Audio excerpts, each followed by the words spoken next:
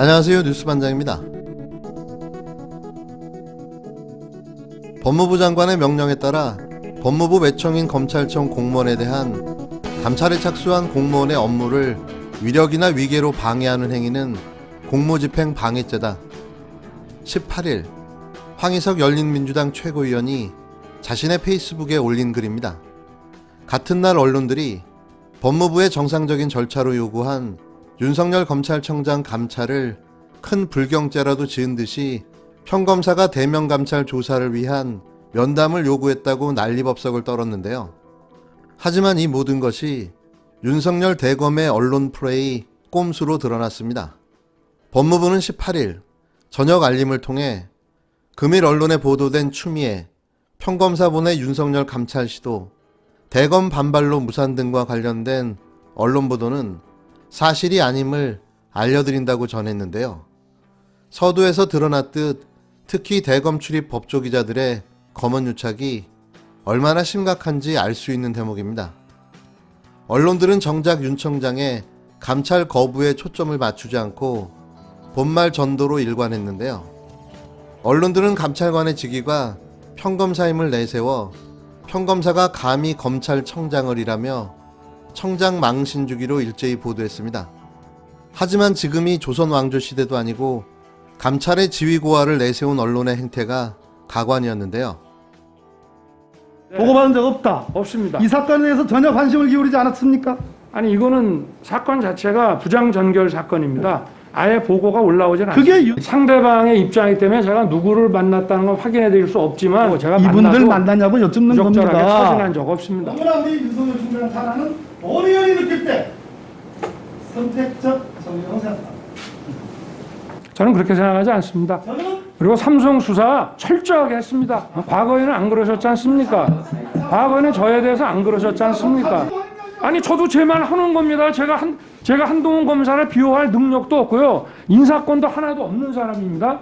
밖에서 다 식물총장이라고 그러지 않습니까? 제가 누구를 비호합니까?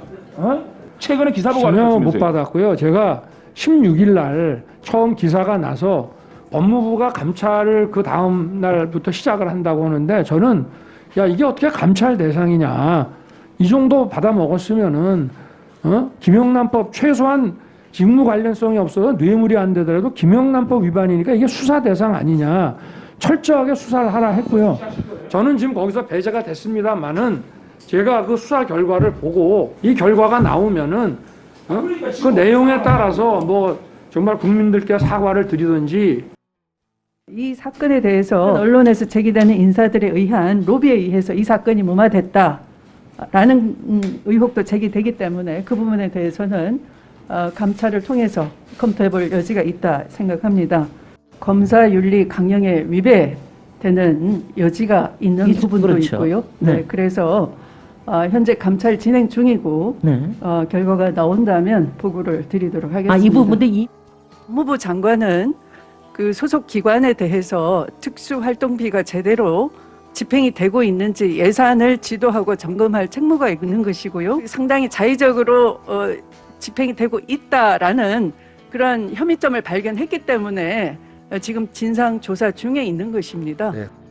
19일 2시로 예고된 윤석열 청장 대면 감찰 조사를 앞두고 대검과 법무부의 갈등이 최고조에 달했는데요. 법무부의 대검 방문 조사에 대검은 끝까지 비협조로 일관하며 감찰을 거부했습니다.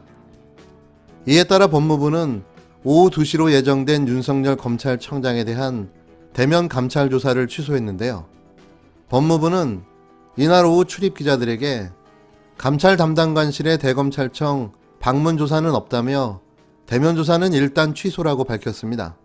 또 검찰청장에 대한 감찰을 위해 대검을 방문해 조사하고자 하였으나 대검에서 협조하지 않아 방문 조사가 이루어지지 않았다며 수사나 비위 감찰의 지휘고하를 막론하고 성역이 있을 수 없으므로 법무부는 향후에도 법과 원칙에 따라 절차를 진행할 예정이라고 설명했습니다.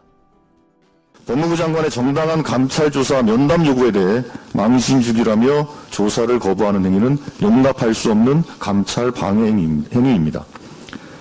검찰총장에 대한 감찰 조사를 위해서는 서류 전달도 평검사가 아니라 검사장이 해야 할 만큼 특혜와 예우가 필요한 것인지 이해하기 어렵습니다. 누구보다 법을 지켜야 하는 검찰총장이 상급기관인 법무부 장관의 감찰 조사를 거부하고 특혜 조사를 요구하는 것은 또 다른 특권 남용입니다. 최근에 검찰과 법무부 사이에 벌어진 참 웃지 못할 광경을 갖다가 목격하는 것 같습니다. 우리가 일반적으로 정상적인 정부에서 과연 이러한 일이 일어날 수 있을 것인가 하는 것을 의심치 않을 수가 없습니다. 저는 임명권자인 대통령께서 지금 검찰과 법무부 사이에 일어나고 있는 여러 가지 상황을 종합해 볼 때 무엇을 생각하고 계시는지에 대해서 의심을 하지 않을 수가 없습니다.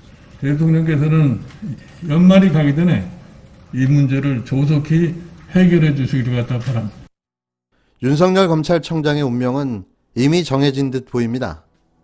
법무부의 감찰을 거쳐 최종 해임되는 절차를 밟을 것으로 보여지는데요. 더는 봐줄 수도 놔둘 수도 없다는 게 정권과 집권 여당의 최종 판단으로 보여집니다.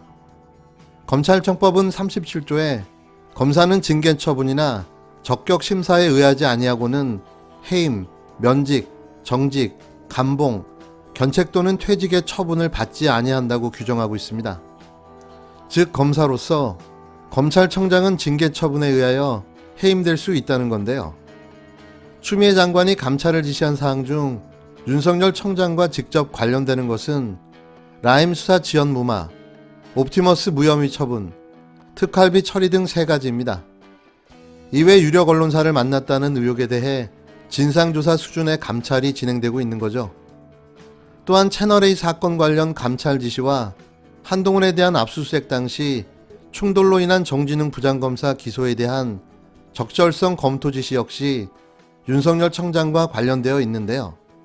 여기에 한동수 대검 감찰부장은 15일 SNS에 윤석열 청장의 정진웅 검사 직무배제 지시에 대해 이의제기서를 제출한 이유를 설명하면서 채널A 사건에 대한 검찰청장의 일련의 행위를 소개하고 이를 사건 진상 규명에 어떻게든 지장을 주거나 주려는 행위라고 규정한 바가 있습니다. 한 부장검사는 이 글에서 지난 4월 채널A 사건에 대하여 검찰청장의 감찰 개시 보고를 하였는데 그 다음날 새벽 누군가의 유출 내지 탐지에 따라 조선일보의 게시 사실이 처음 보도되고 청장의 인권부 배당, 감찰 중단 지시에 따라 더 이상 감찰 진행을 하지 못하였던 것과 채널A 사건의 초창기 물증인 휴대폰과 노트북이 수차례 초기화되는 동안 대검에서 겪었던 검찰청장의 사건 지휘 과정 등을 언급했습니다. 이런 사실들을 종합해보면 현재 윤석열 청장에 대한 직간접적인 감찰이 전방위로 진행 중이며 감찰 결과에 따라 징계를 거쳐 대통령에게 해임 제청을 할 것인지 여부를 결정할 것으로 보여지는데요. 그의 길은 이미 정해져 있고 그 길을 향해 나가고 있습니다. 오르막은 힘들었지만 내리막은 순식간인 거죠.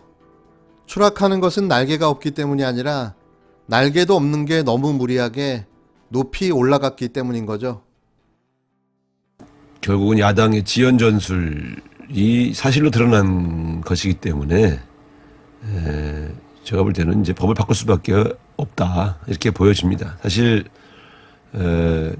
뭐 정부와 여당이 추천한 그런 후보를 야당이 거절한 것까지는 제가 이해를 하겠는데 대한변협이 추천한 그 후보까지 부결시킨 것은 중립성 시비를 걸어서 사실은 공수처 출범을 막겠다 이런 의도가 드러난 것이죠. 그래서 그리고 이제 그렇기 때문에 이제 그 안에서 회의하시던 분들이 제일 잘하지 않겠습니까? 이제 그분들이 한 번 더 회의를 하자고 한 것이 아니라 그냥 종료 선언을 해버린 것은 그 내부에서 그 안에서 회의를 해본 분들이 이건 의도가 있다 이렇게 파악을 하신 것이죠.